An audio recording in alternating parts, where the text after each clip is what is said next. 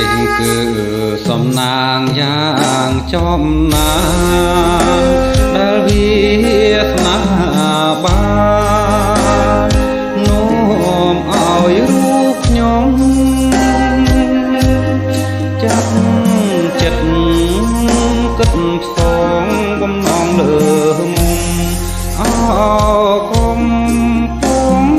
ធំស្លើមជីវិតរសក្លិនកុលាបជ្រាបសពប្រាត្រជាងព្រៀបបាននឹងទឹកអមរិត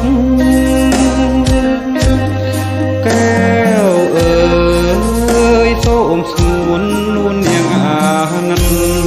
ស្រោចស្រ